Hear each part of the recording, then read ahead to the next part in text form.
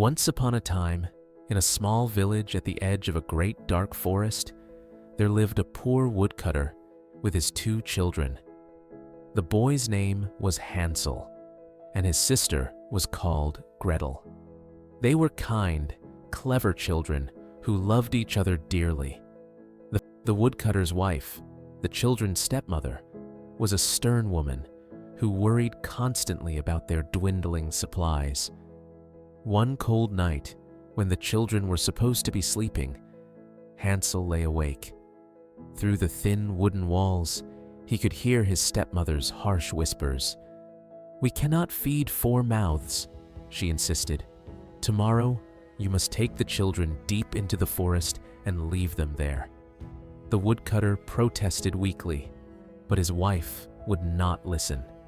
Hansel's eyes filled with tears as he heard his father finally agree. Quietly, he whispered the terrible plan to his sister. But Hansel was a clever boy. That very night, while the house slept, he snuck outside. In the moonlight, the white pebbles in the yard gleamed like silver coins. Hansel filled his pockets with as many as he could carry, then returned to comfort his frightened sister. "Don't worry, Gretel," he whispered. "I have a plan." The next morning, the stepmother woke the children before dawn and told them they were going to help their father gather wood. As they walked into the forest, Hansel lagged behind. Every few steps, he dropped a white pebble onto the path, marking their way. His stepmother noticed him stopping and called out sharply, but Hansel claimed he was only looking back at his white cat on the roof. Of course, there was no cat, only Hansel's cleverness at work. The woodcutter built them a fire and told the children to rest while he worked, but he never came back. As the fire burned down to embers and darkness fell, Gretel began to cry. "Don't be afraid," Hansel said. "Wait until the moon rises." When the full moon climbed above the trees, its silver light made the white pebbles glow like a magical path leading home. Hand in hand, the children followed the trail of stones, and by morning, they arrived at their cottage. Their father wept with joy to see them, though their stepmother's face was dark with anger. But the hard times continued. Once again, Hansel heard his stepmother plotting to abandon them in the forest. This time, when Hansel tried to collect pebbles, he found the door locked tight. "We'll find another way," he promised Gretel, though his voice trembled. The next morning, they were given smaller pieces of bread than before.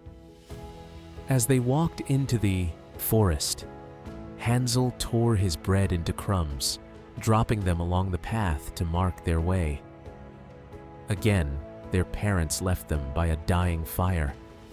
But when the moon rose and the children looked for their trail of breadcrumbs, they found nothing.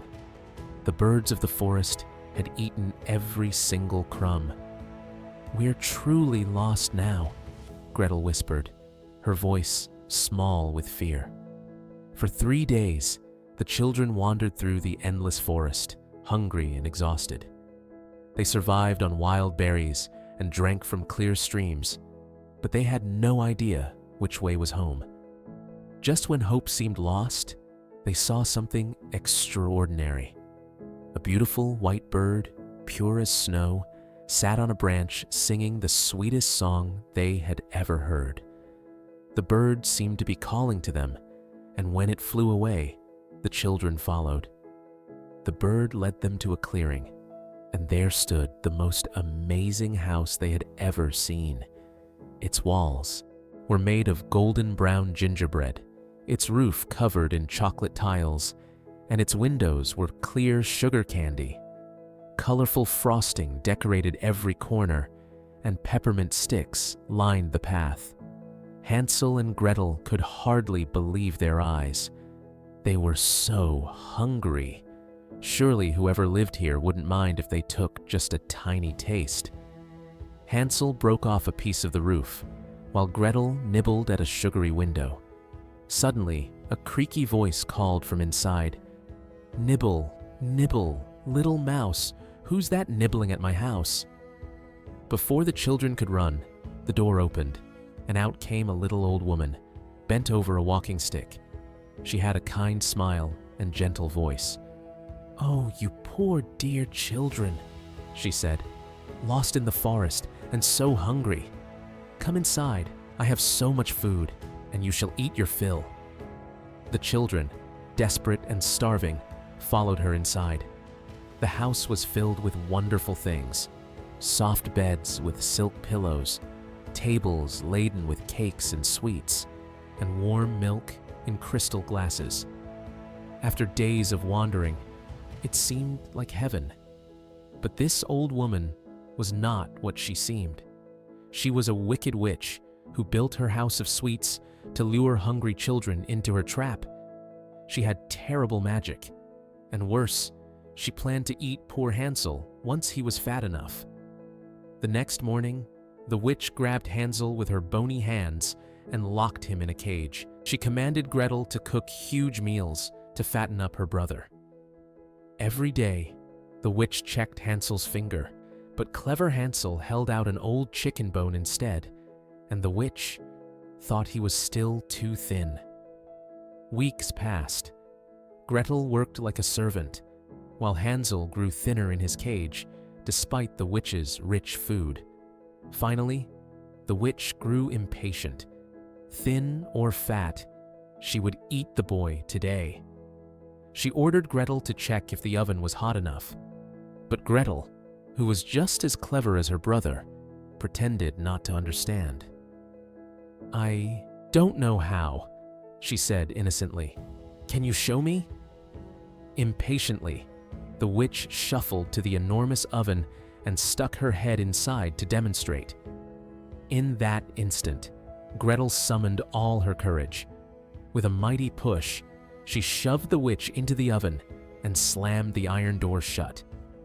The witch's magic died with her, and the cage holding Hansel sprang open.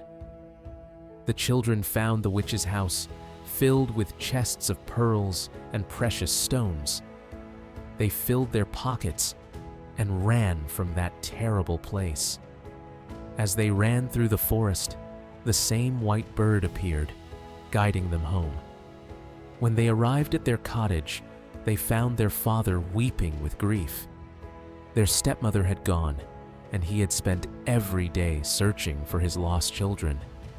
The reunion was joyful beyond words. The woodcutter hugged his children tight and promised never to let them go.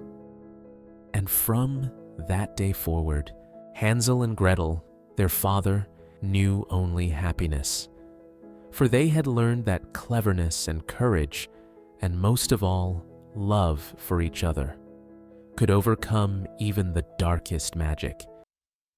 If you loved this story, subscribe to our channel for more magical fairy tale adventures.